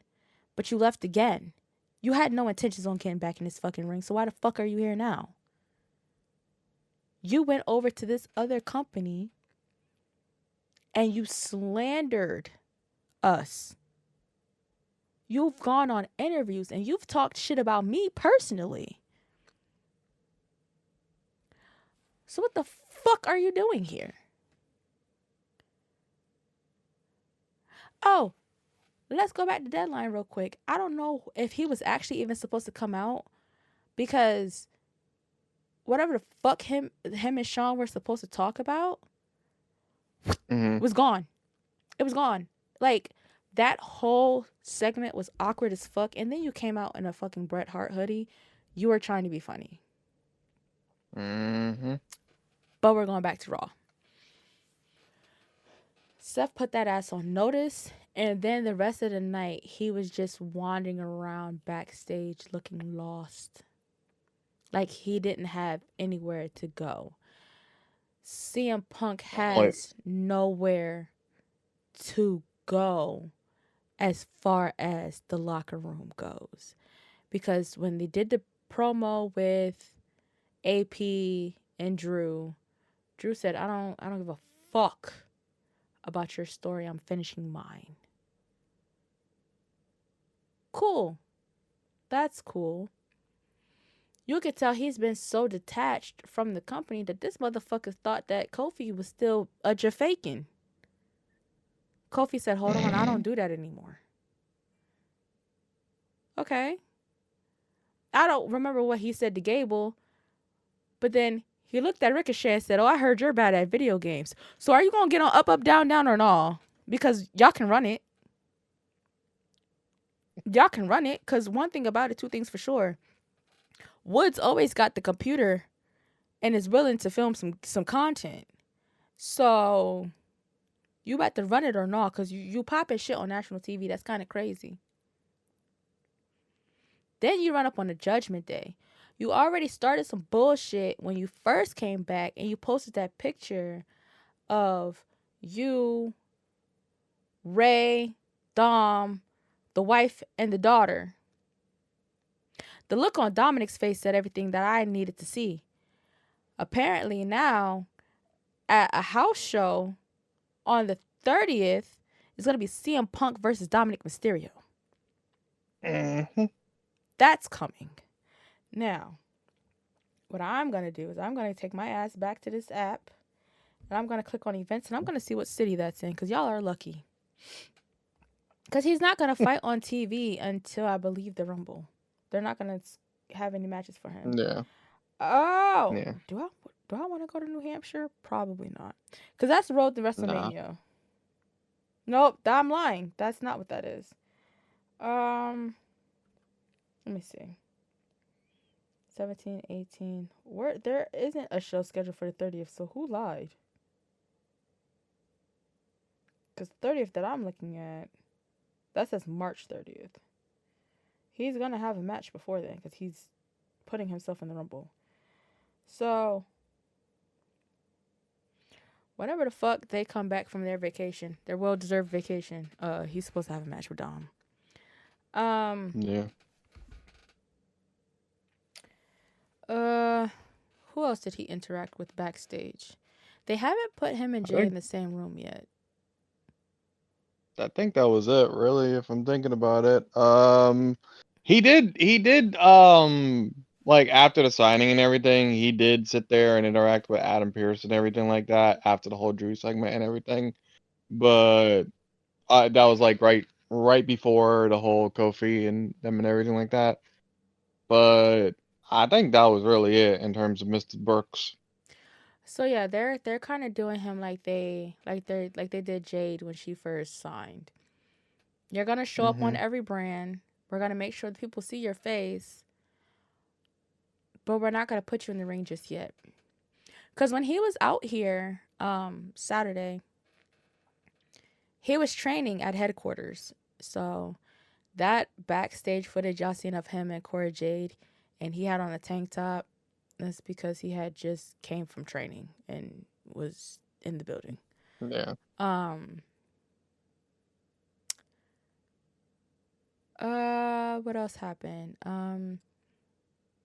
Our Truth. Don't know what fucking month it is. My man said Happy Thanksgiving. No, no, no. First he said Easter. Yeah, and then Gable was like, wrong month. And then he said Happy Thanksgiving, so he does not know what time frame it is. But he had Christmas lights in his hand. Um, then he came out during the promo. They all well, not they all, but Damien and Finn broke character that entire segment. Um, especially Finn. Finn could not control his laughter at all, and I don't blame him because R-Truth is hilarious. Um, but they jumped him. And the one thing that I said, okay, if y'all let him in his ring, like just talk to him nice. Don't put your hands on him. And they did. And then the robots, I mean the Creed brothers, came out and they helped Unk. So that match should be Yeah. interesting. They didn't have the match this week because I think whatever injury Finn had, they haven't cleared him to fight yet. But he should be cleared next week because they're advertising the fight for next week. Um, Yeah. uh, They had a Ivar, women's tag match I, that nobody cared about. Ivar and goddamn Bronson Reed, stop. I don't even know why. Again, that match and the women's tag match that they had, literally filler. The both of them. Well, I like that it's Bronson Reed and not them bouncing it between Kofi and Xavier anymore. Hmm. Because for like 2 months straight, it was Ivar is going against Kofi Kingston. Ivar is going against Xavier Woods. Back and forth, back and forth, back and forth. So now they gave him a new opponent. Now, I could tell you this right now. I did not watch that fucking match because I don't Hmm. care to see two grown meaty men slapping me. I don't care. Um, the women's tag match I did enjoy. I do You know, think that Kaden and Katana, that's her name, right? They're yeah, gonna Katana. they're gonna be the ones to take the belts off of Piper and Chelsea. The only thing that I like about that tag match is Indy Hartwell, because Indy Hartwell is one of the few that I kind of like. Like I miss that was one of the prime things that I watched NXT for, was her and Dexter Lumis, and I'm sad that Dexter ain't around no more. Like I really liked that storyline, and I don't know. You know who wasn't on wait, is he on SmackDown? Who? Miz? We're gonna get to Miz in a second. Miz is on Raw. Uh, Yeah.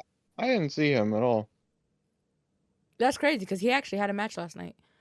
Um, Mm.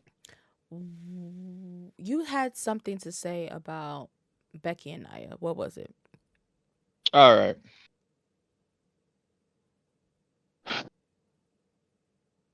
I WWE, what the fuck are you doing with Becky?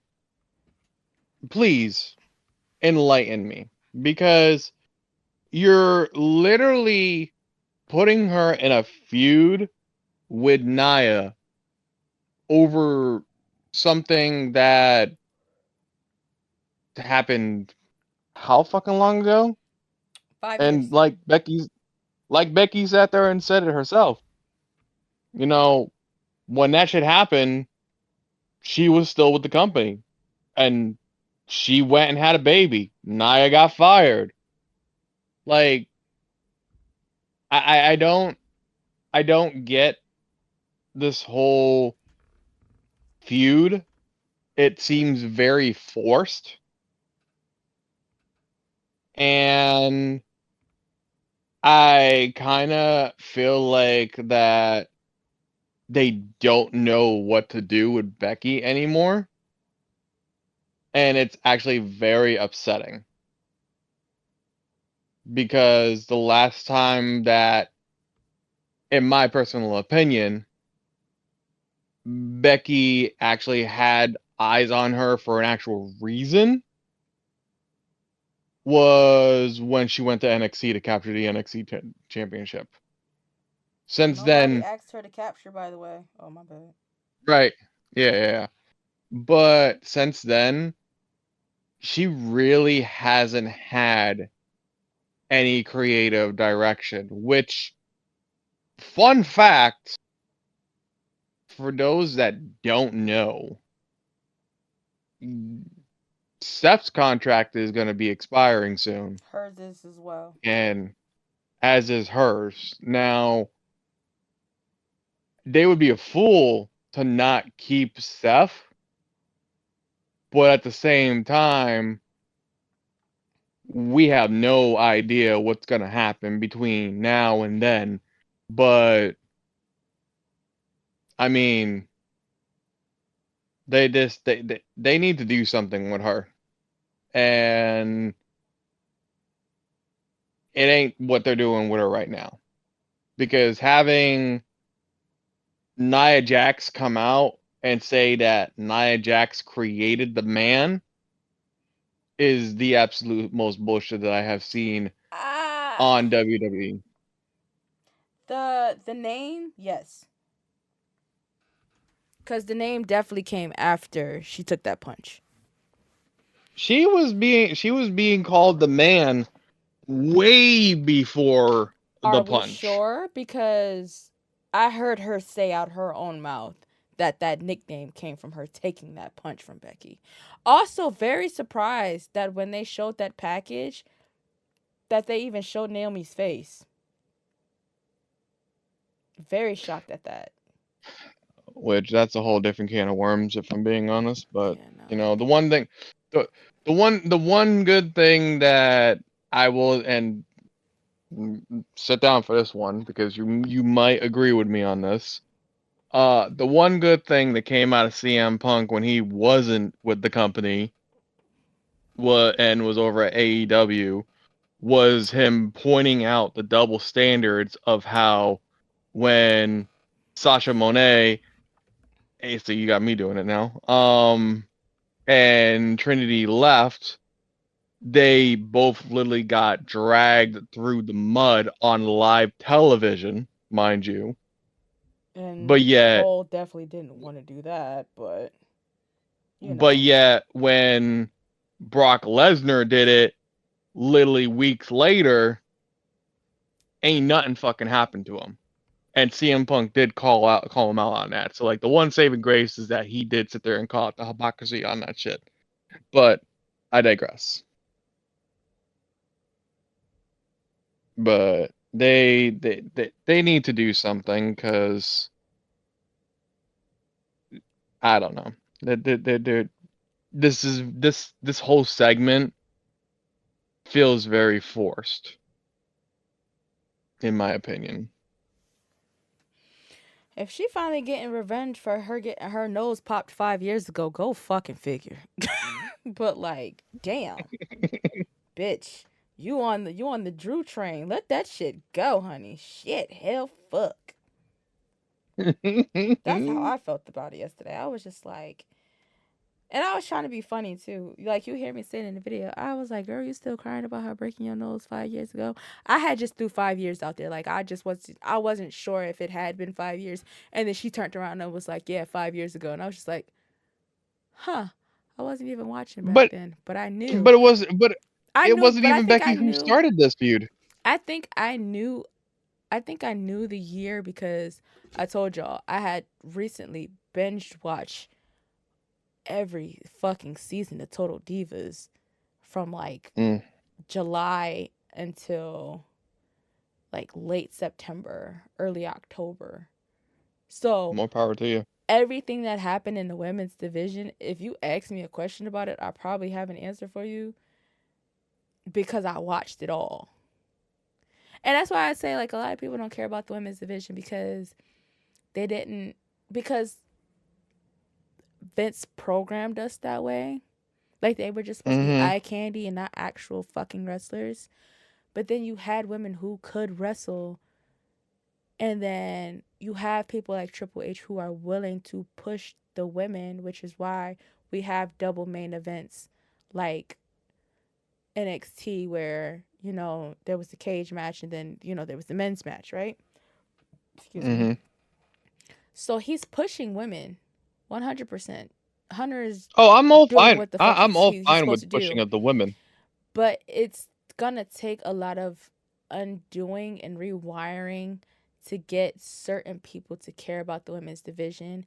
And I think that Total Diva was supposed to be the start of that, but because people weren't really watching it outside of maybe the women who enjoyed women's wrestling, Mm-hmm. there's clips and things like that of the show coming out now and people are really surprised and they're like, when did this happen? What happened here? Like this. But y'all had this show from 2013 to 2019. Why are y'all confused? Also, fuck Ronda Rousey. But like, like we had the show for some time. And it seems like if y'all paid attention, y'all would know like the insides of everything. So, me just throwing that out there was from from me binge watching. So I know exactly what happened because now I talked about it on the show. It was a whole thing. They even said it on there that that's where the nickname came from. That's why I was like, I don't know. Like they were definitely calling her the man after she took that punch. But again, that's just Rebecca drawing fucking blood every time she's in the ring. It never fails. Becky's gonna bleed. Like, Mm-hmm. um, but I agree with you. They don't know what to do with her. She was their top female star, and she has no title.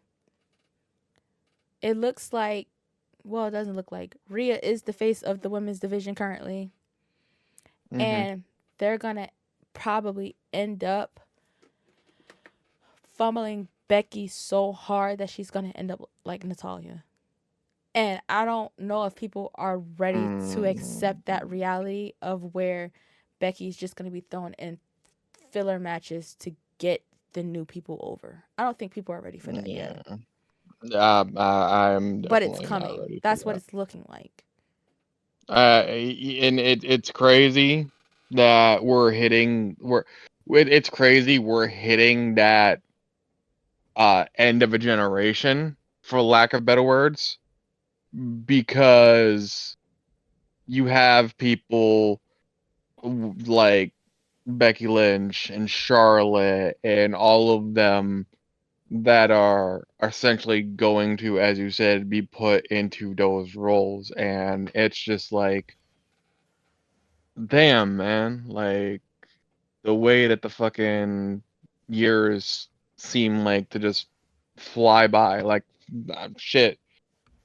Becky Lynch, when she was still in her freaking steampunk era of her character.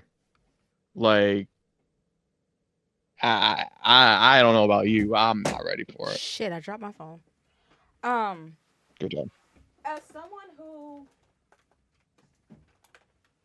is not the biggest Becky Lynch fan, like I said, I went to a house show and I cheered for Natty over Becky. I'm all for that. Like, right. So I'm just not ready for I'm that. 100% for Seth putting another baby in her and sitting her down. That's it. I'm all for that. You know, like go have your second one or whatever. Because right now they don't know what to do with you. Maybe they'll know what to do with you when you come back. Yeah. Why did this man just ask me this question? I don't know. What's your opinion about this whole Shinsuke Cody thing? I can't say I saw it coming, but we're gonna be seeing it for the next 3 weeks. Yeah. We're gonna be seeing it for 3 weeks.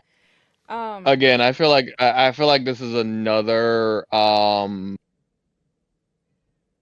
They're I trying feel to like figure out this what is to do with Shinsuke. Yeah, this is another example of Undoing what Vince did. them. Yeah, like they just don't know what to do with them. Because I heard they fumbled Shinsuke as soon as he got there. Because he definitely was a huge star in NXT. And like when they debuted him on Raw and everything, like he had a huge debut. He was doing really good and everything, and then just fell to the wayside.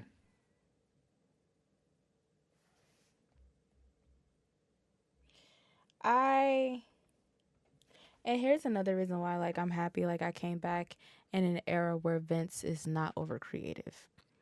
Because I feel like if I would have come back prior to that, like, if I would have stuck to it after Hell in a Cell 2018, I probably wouldn't be here. Because looking at, like, the way that things went after that, because I believe Seth headlined that. I think that was like one of my first Seth Rollins matches, if I'm not mistaken. But who did he go against? Now I have to do some Googles, cause I want to be politically correct. 2018, Hell in a Cell. I should spell cell correctly. Match card.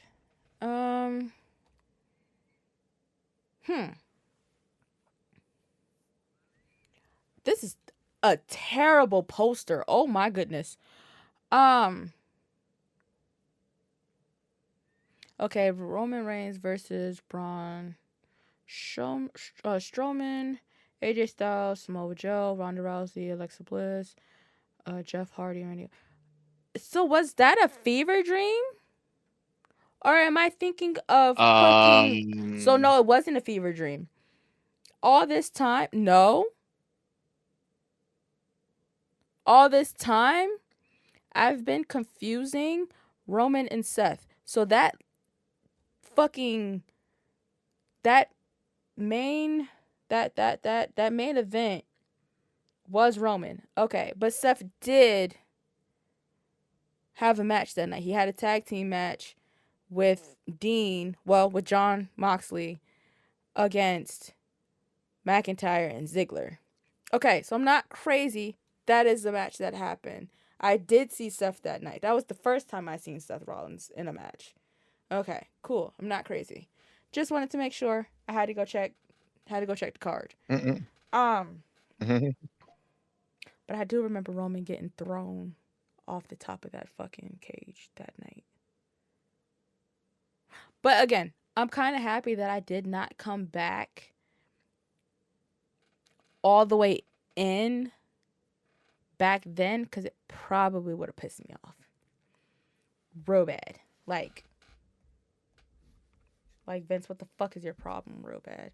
Did my cellular device just die? It sure did. But I have another phone. Hee hee. So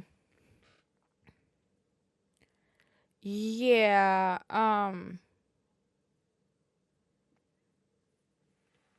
that's just not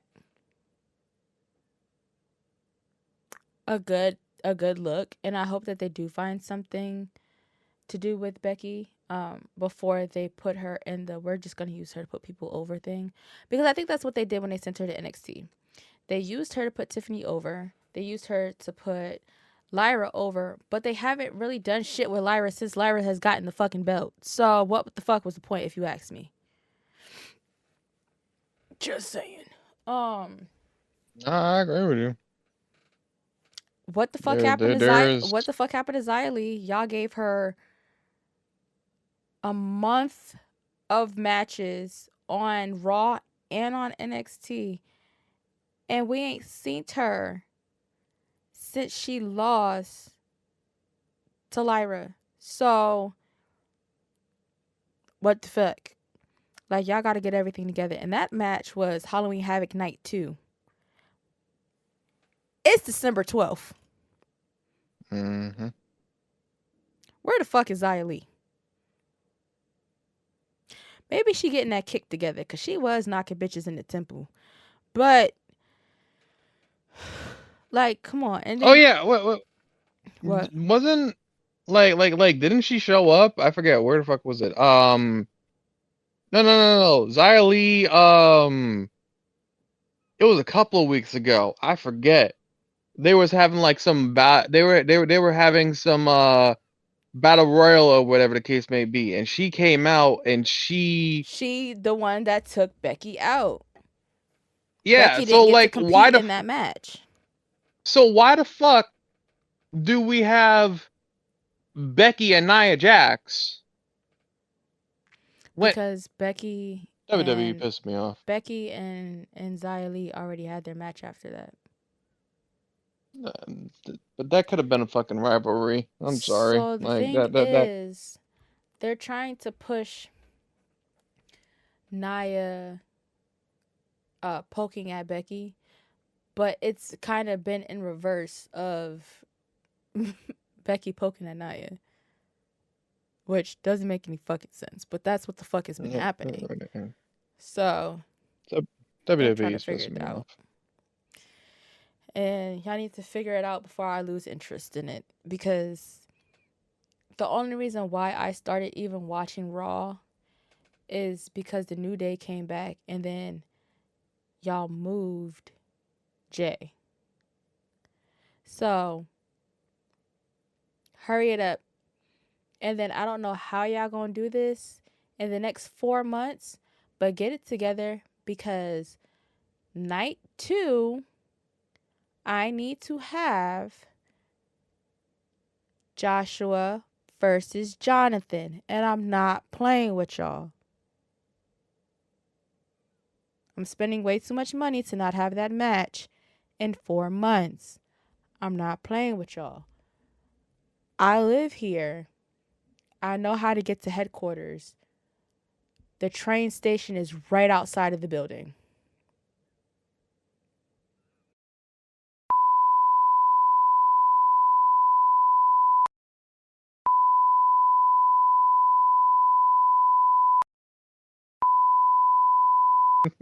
Try somebody else and not me. I'm gonna edit that out so that they don't think I'm like dead ass. But like, no, I'm like for Hold real. on. So we had technical difficulties. Like the footage kind of, or the recording kind of glitched out or whatever. So you didn't miss nothing. Just Lysha, fanning over Jimmy. Anyway, moving on. So yeah, I need y'all to get that together, as well as get my job application together and stop playing around so I can come down there and work. Um, but for the most part, that's it for this past week in wrestling. I'm gonna uh look at the highlights of NXT and then watch NXT tomorrow morning when I wake up. Um, and then figure out how Friday is gonna go because I don't think they've announced anything for Friday just yet. So once they get that together, with Roman's return, because they're gonna be live Friday, but they're also gonna be filming next Friday's episode as well. And then we're not getting a Raw for we're not getting Raw on Christmas. So I believe next week is the last live episode of Raw. And then we're going to get a special on Christmas Day. So from the 18th to the 25th, the wrestlers have off. And then from there, they go straight into super shows. Well, the holiday tour. And that'll be the 26th at Madison Square Garden in New York City. And then the 27th in Boston, Massachusetts at TD Gardens, which two shows that I wanted to go to, but my job will not give me the days off, so I will not be there at either of those shows. But I am going to try and go to the Atlanta show in January to see Roman. Yeah, that's the thing that I'm trying to get to happen. But do you have anything else for the peoples before I end this and fucking extract the audio and post it? Nah, I got none. All right, well, this has been another episode of the Wrasslin Room. With Lysha and Maya. And we out don't this bitch. don't Yeet.